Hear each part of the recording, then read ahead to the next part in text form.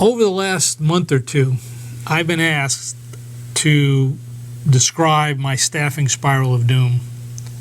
I'll even call it the staffing spiral of doom Catch-22. And it's a Catch-22 because when I describe it, you'll see you want to get out of it, but you'll have some excuse of why you can't get out of it. And that's what a Catch-22 is, based on Joseph Heller's book, Catch-22. I won't tell you the plot line, but you should read it. It's actually pretty interesting, pretty cool. But it became part of our lexicon, this idea of Catch-22. And the way I like to start out by having people think about it is I like everyone to just think about some of the hiring challenges you have.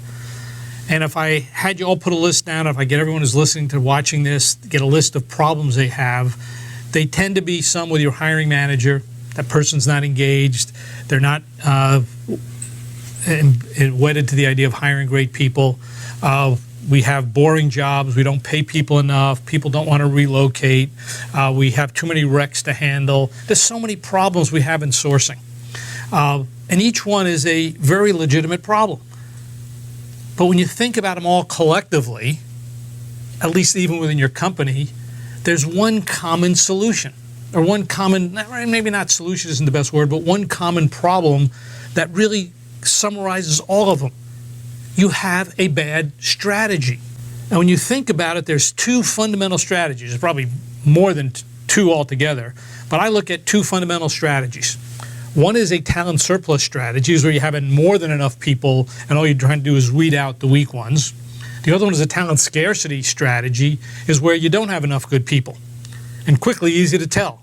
You post an ad, and if you get a lot of good people, you can use the surplus model. If you post an ad and you don't get any good people, you can't use that strategy anymore. That means you don't have enough good people responding to your ad. I mean, it's so obvious, and yet people post an ad and they still post the same boring ads and wonder why they're not getting more people. So let me kind of define both of those strategies, and I'm going to contend solving the strategy problem will solve 90% of your other problems. So let's go with the talent surplus strategy first. The assumption behind it is we have an excess supply of talent, not an excess supply of candidates. Getting 500 people to respond or 50 people to respond to your ad, if none of them are good, it's not a good idea to keep on doing that. If in that 500 or 50 you have plenty of candidates to choose from, perfectly fine strategy to go with a surplus of talent, or a surplus of talent model. But down deep, what you're really trying to do is fill a seat with the best person amongst good people. That's not common unless you got a huge employer brand and everybody wants to work at your company, or the economy is terrible and people still want to work at your company. But let's go through the details of what that really means down at the below the strategy level into the tactics. We tend to post job descriptions. Job descriptions are kind of boring. They list skills, duties, responsibilities, and are not very attractive. They're written to people who are desperate or needy. And with our surveys, we've discovered, at least the members on LinkedIn, and these are surveys of about 5,000 people, fully employed people, only 17% are both needy and active. And even the best of those 17% who are needy and active aren't looking for lateral transfers. They're still looking for good jobs. So if you post lateral transfers, you're only getting the ones who are needy and active and aren't looking for a good job. Now, if you got plenty of good people, that's okay. But then you say, okay, let's find as many people as we can as possible. We'll weed out the weakest ones. We'll screen on skills and dollars because, hey, we can cherry pick. We got plenty of good people. And during this, actually, this concept of posting job descriptions came around during the Depression of 1929 to 1935, where everyone was out of work. It works when you have a supply of great people. It doesn't work when you don't. In the process of screening out people, we also eliminate the high potential people. Let's remember, high potential people are those who have less experience. That's what makes them high potential. When you think about it, the high potential people have they have less experience than people who are average. Made them high potential because they got promoted faster. I mean, I know we kind of ignore that, but that's the reality.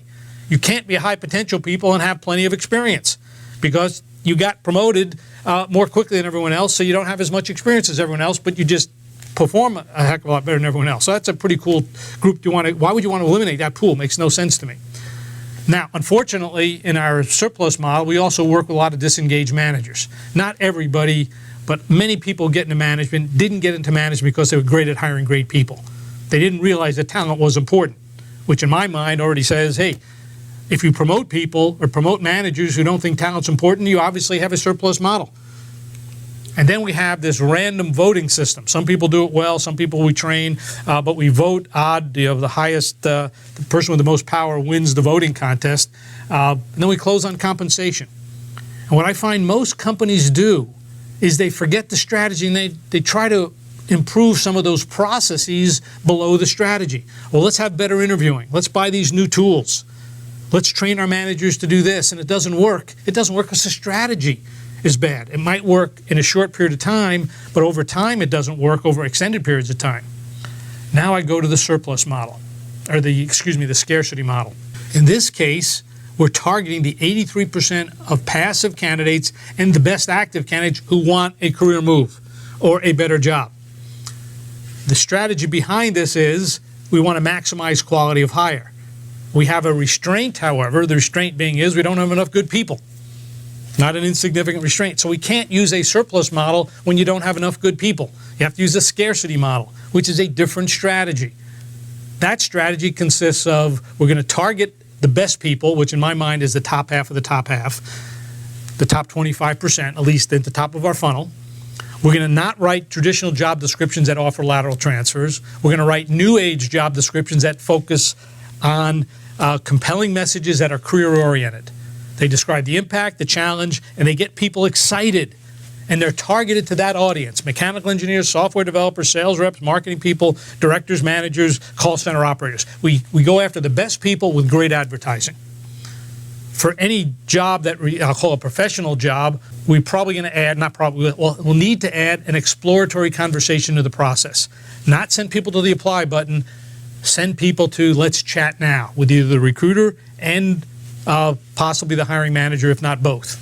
We do need the full engagement of hiring managers. And if you have a talent scarcity approach, meaning everybody in the company realizes that talent is number one, managers need to be fully engaged in that concept, and they're measured on the people they hire. So if your managers aren't measured on the people they hire, obviously you don't believe talent is number one.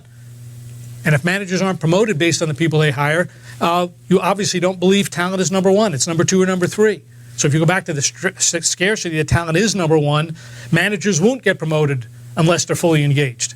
And if managers want to continue to get promoted, they have to become fully engaged. I tend to use a concept called performance-based hiring to do my assessments, which is designed to go after the best of the best. It's a fully integrated process, consists of two basic questions and what I call the hiring formula for success, which I won't get into the details here, but the fundamental thing is we don't close on compensation. We close on career opportunity.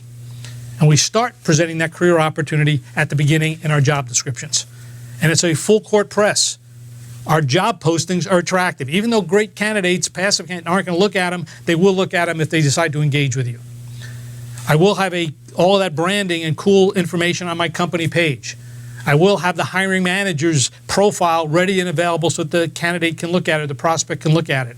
I want that candidate, before they even think about engaging with us, hey, we are going after the best people, we got the best managers, we got the best advertising, we got the best company, and our job's tied to the company strategy and mission.